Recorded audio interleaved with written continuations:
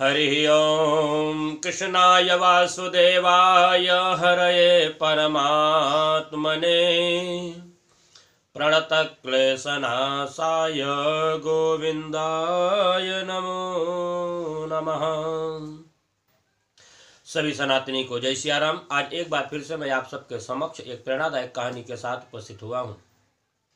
कहा जाता है कि अगर भगवान की भक्ति निस्वार्थ भाव से की जाए तो भगवान भी कहते हैं कि ऐसी स्थिति में मैं भी आपका कर्जदार हो जाता हूँ। इसी प्रकार से एक बार की बात है, एक भगवान के बहुत बड़े भक्त थे। वह निस्वार्थ भाव से भगवान की सेवा किया करते थे, उनका नाम जप किया करते थे। एक दिन बांके बिहारी मंदिर में दर्शन करने के लिए गए और देखते क्या है, वहाँ आज बांके बिहारी जी की मूर्ति तो है, सभी भक्त दर्शन करके खूब आनंदित हो रहे हैं, लेकिन इन भक्त ने देखा कि आज भगवान कहाँ गए।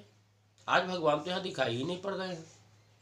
आसपास के भक्तों से पूछा कि अरे आज भगवान कहाँ है, भगवान तो दिखाई नहीं दे रहे हैं। सबने कहा अरे क्या बात करते हो, अरे सामने देखो भगवान की दिव्य छटा दिखाई पड़ रही है और आप कह रहे हो भगवान नहीं दिखाई पड़े, अंधे हो क्या। एक से पूछा, दो से पूछा, तीन से पूछा, सबसे वह भक्त यही पूछ रहा है कि आज भगवान कहाँ, हमको दिखाई नहीं पड़ रहे हैं। फिर सोच रहे हैं कि आखिर जब सबने यही कहा कि भगवान तो यहाँ सामने हैं और आप कह रहे हो कि नहीं दिखाई पड़ रहे हैं, अब इनके मन में आत्मग्लानि हुई। अब ये सोचने लगे कि हे भगवान, मैं कितना बड़ा पापी हूँ कि भगवान सबको तो दर्शन दे रहे हो लेकिन मुझे आप क्यों नहीं दिखाई पड़ रहे हो। लगता है कि मैंने बहुत बड़ा पाप किया है, इसलिए अब इस शरीर से इतना बड़ा पाप हो गया है कि भगवान का दर्शन भी नहीं कर सकते। तो अब इस शरीर को एक क्षण भी मैं धारण नहीं करूंगा, अब इस शरीर का परित्याग कर दूंगा। यही सोच करके मन में ग्लानि लिए हुए यमुना जी की तरफ चल पड़ते हैं कि अब यमुना जी में अपने इस शरीर को डुबो करके अपना प्राणांत कर दूंगा, क्योंकि जिस शरीर से हम भगवान का दर्शन नहीं कर सकता, ऐसे शरीर को रखने का क्या मतलब है। अब वह भक्त यमुना जी की तरफ जाने लगे। अचानक भगवान अपनी लीला प्रारंभ करते हैं। उन्होंने एक ब्राह्मण का वेश धारण किया और एक ऐसे व्यक्ति के पास गए जिसके पूरे शरीर में कुष्ठ रोग हो गया था। उस कुष्ठ रोगी के पास भगवान ब्राह्मण का वेश बना करके गए और उनसे कहते हैं कि अरे आपके शरीर में इतना ज़्यादा कुष्ठ रोग, ये तो ठीक हो सकता है। तो उसने उत्सुकता पर पूछा कैसे। कहा अभी अभी एक ब्राह्मण देवता, एक तपस्वी, वो यमुना जी में अपना जल समाधि लेने जा रहे हैं, अगर उनका आशीर्वाद आपको मिल जाए तो यह तुरंत ठीक हो जाएगा। बस इतना सुनने भर की देरी थी कि वह बेचारा उठा और भागता हुआ यमुना जी के किनारे पर पहुंचा। तो यहाँ देखता है कि ब्राह्मण देवता जल में प्रवेश करने के लिए बिल्कुल तैयार है।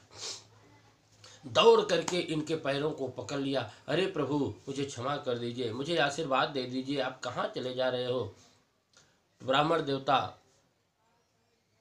के कहने पर वह जब आ करके इस भक्त के पैर को पकड़ा तो कह रहे हैं कि अरे मैं तो एक अपराधी हूँ, मैं एक पापी हूँ, मैं अपनी आंखों से भगवान का दर्शन भी नहीं कर सकता, मैं कैसे आशीर्वाद दे दूँ कि तुम्हारा रोग ठीक हो जाए, मेरे बस की बात नहीं है।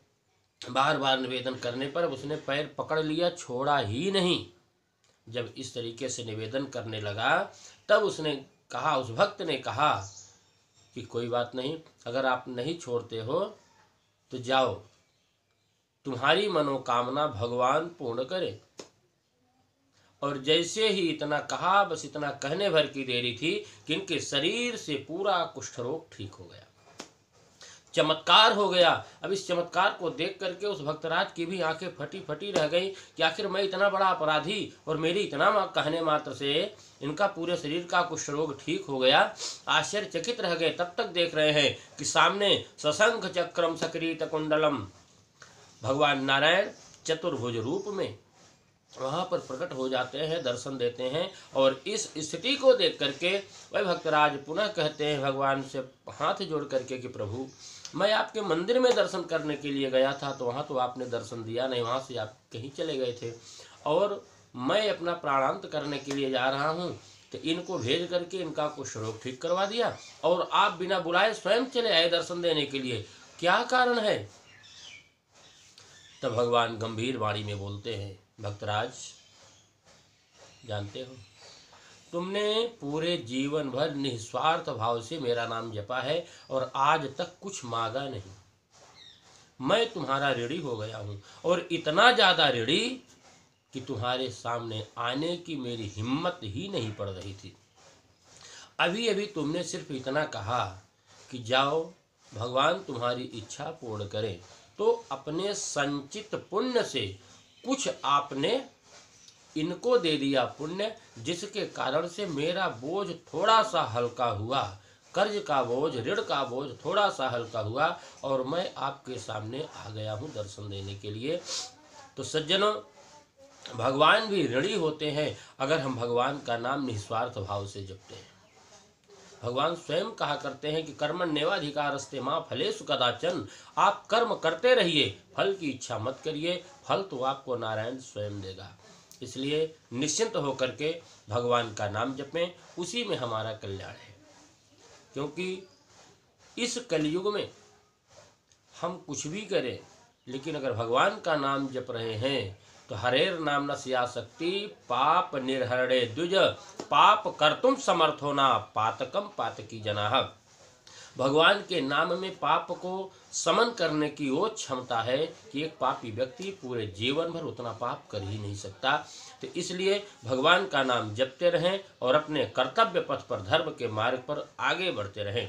अगर ये कहानी आपको अच्छी लगी हो तो चैनल को सब्सक्राइब करें, कमेंट करें, लाइक करें, आगे भी शेयर करें, जिससे ज़्यादा से ज़्यादा लोग लाभान्वित हो सकें। और इस कहानी से आपको क्या प्रेरणा मिलती है कमेंट बॉक्स में ज़रूर बताएं। जय श्री राम।